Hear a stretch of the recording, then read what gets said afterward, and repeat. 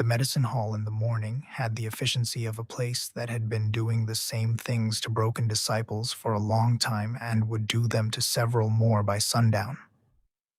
Han Rui sat at the work table grinding dried huangqi root. Xianxia had given him the mortar with no explanation, which was how she gave most things. The motion was small. It used his right wrist instead of his left and stopped just short of the rib that hadn't yet finished forgiving him. The marker stone sat on the shelf beside the kettle. He'd set it in a clay bowl so it wouldn't roll. The bowl had once held salt and still smelled like it. The marker's faint internal warmth hadn't changed overnight. It wouldn't change in 3 days, or perhaps 30. He had no way yet of knowing how slowly a low-grade trial crystal lost its hum. Xianxia was at the far end of the hall with her back to him, repairing the leg of a stool. She hadn't spoken in an hour. This wasn't silence as discomfort. This was the silence of a working hall that had decided not to perform. A bell rang in the corridor. 3 short notes. The runner's bell. Xianxia looked at the door before he did. "That's faster than I expected," she said. The runner who came in was the same one as yesterday. Different sleeves, same expression, the kind of professional politeness that didn't translate as warmth. He bowed to Xianxia first. He held out a folded notice with both hands. For outer disciple Han Rui. The notice carried the heavy red seal of the law hall, the kind reserved for formal petitions. Xianxia took it. She read it without unfolding it fully. She only needed the cover line. Han Rui watched the cover line catch her attention, then watched her face change in the small way it had changed yesterday when she'd read the trial roster. "He moves faster than I expected to," she said. She handed Han Rui the notice. The runner bowed himself out. Han Rui unfolded the paper. He read it twice. The second time was for the language he hadn't quite believed the first time. Ashen River Sect. Law Hall Petition for Procedural Reclassification. Petitioner, Inner Disciple Wei Tao. Subject, Outer Disciple Han Rui. Deceased, disputed. The petitioner claims clerical error in the sect death record of the named subject. Petitioner asserts that the body presently using the subject's name and token is alive, and that the trial gate's identification of the subject as deceased is therefore predicated on an erroneous prior record. Petitioner requests 1. Reclassification of the subject to living status. 2. Correction of the trial result of yesterday's lower 10 Mays. 3. Opening of a formal law hall inquiry into prior misconduct associated with the body now using the subject's name. Hearing. This day. Second hour. He folded the paper. "He's willing to lose the cover-up," he said. Xianxia nodded once. "He is willing to lose it, because losing the cover-up costs Elder Cow a season of arguments, and losing you in the trial costs him the next 10 years. He's also told the law hall that the body using my name has prior misconduct. He has. That's a thread he has just attached to himself in public. Be careful where you pull it." He pulled on his outer robe. The robe was new. Xianxia had set out a clean one before sunrise without saying so. It covered the bandage on his right palm, but not the character burned into the cloth. "You should bring the marker," she said. "To a law hall?" "Especially to a law hall. He'll mention it.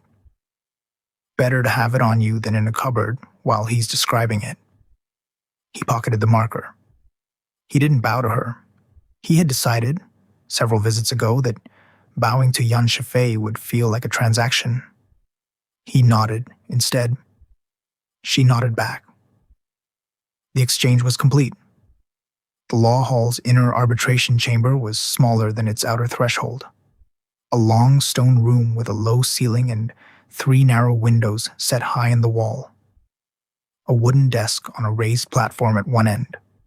A stool for the subject of petition on the floor. 2 side benches. Lian Qingyu sat on the left side bench in the same plain white robe she'd worn at the threshold. Her sword was across her knees. She didn't stand when Han Rui entered. She didn't have to.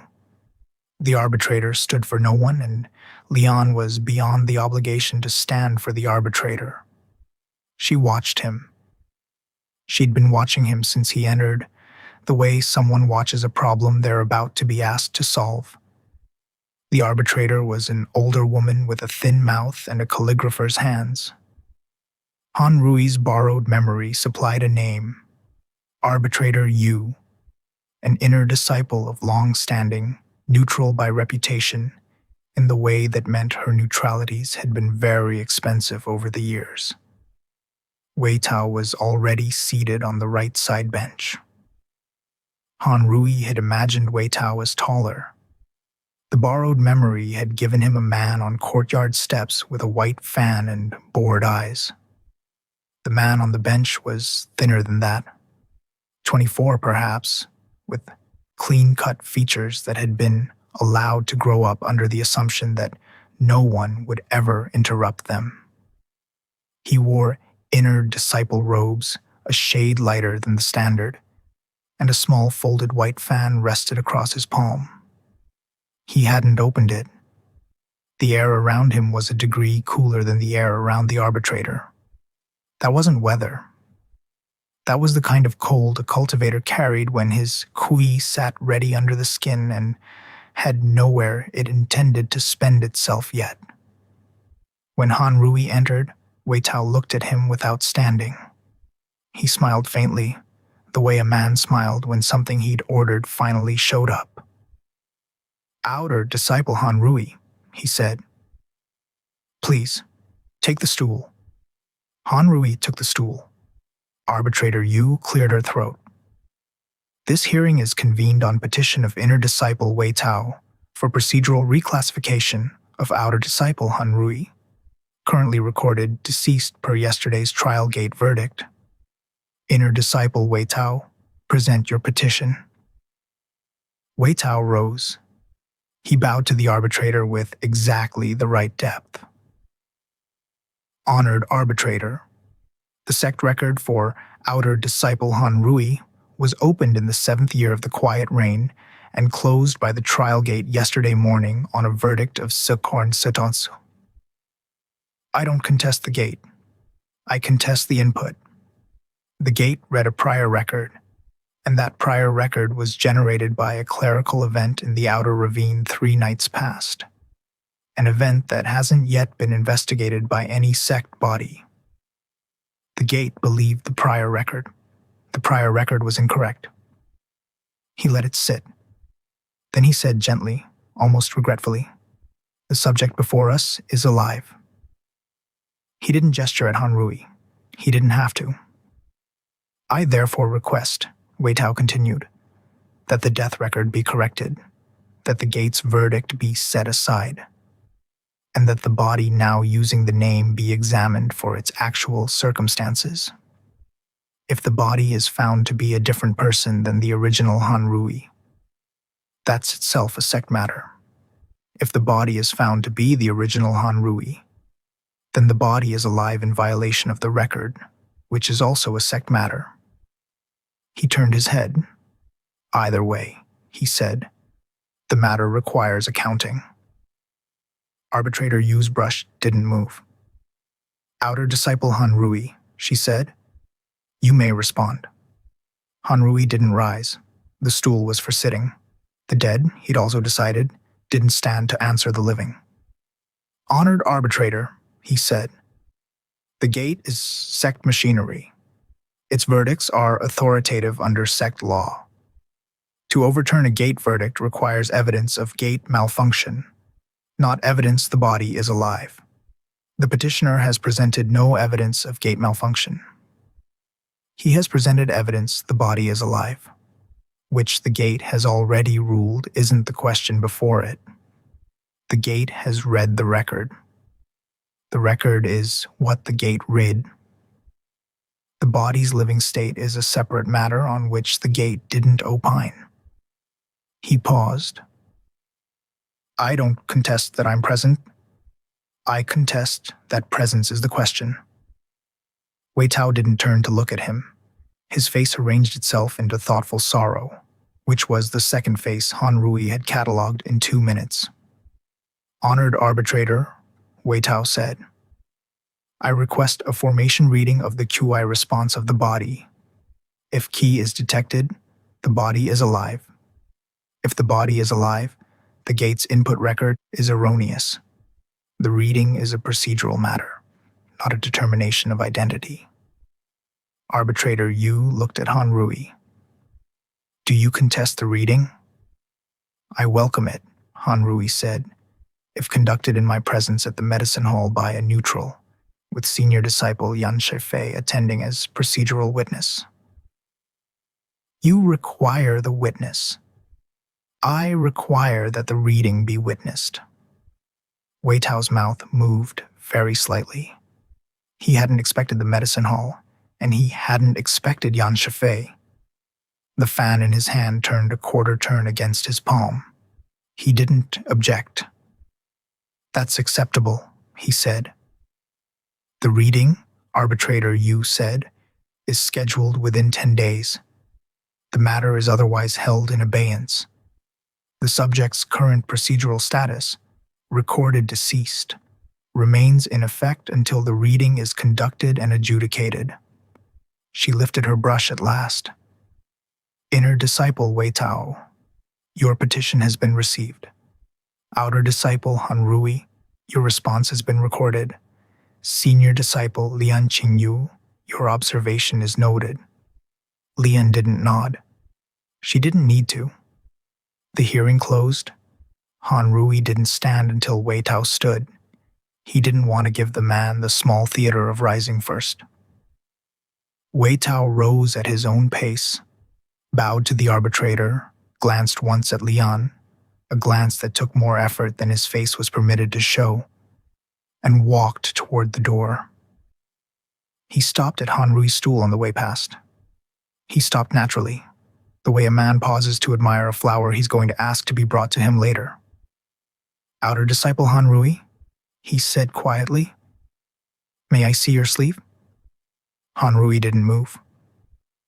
I'm sure, Wei Tao said, that you have begun a small collection. I'm told you took something pretty from the trial yesterday. I would like very much to congratulate you on its first name. I have decided I'll call it the Pebble. It's such a small word, and yet it commits to so much. He turned the closed fan along his palm. I've always preferred stones to jade, he added, almost to himself. Jade promises everything. Stones promise to be pebbles. One can rely on a stone in a way one can't rely on a precious thing. He smiled again.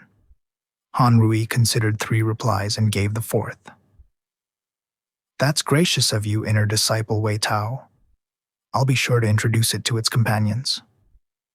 Wei Tao's smile didn't change. The fan in his palm did. It rotated 1/4 turn it had not intended. He saw it rotate. So did Han Rui. Both men pretended otherwise. He left. Han Rui sat on the stool for 1 more breath, then rose. The ledger pulsed faintly under his sleeve. Assess. Wei Tao. Clan loan? Heavy? Outstanding? Elder anchor? Confirmed. Sao Renji? Obscured. Pride. Hair trigger personal claim against Han Rui. In progress, notable. Subject has just publicly committed to surfacing the ravine record. Han Rui closed the window. He looked at Lian Qingyu. She looked back at him without expression and didn't move.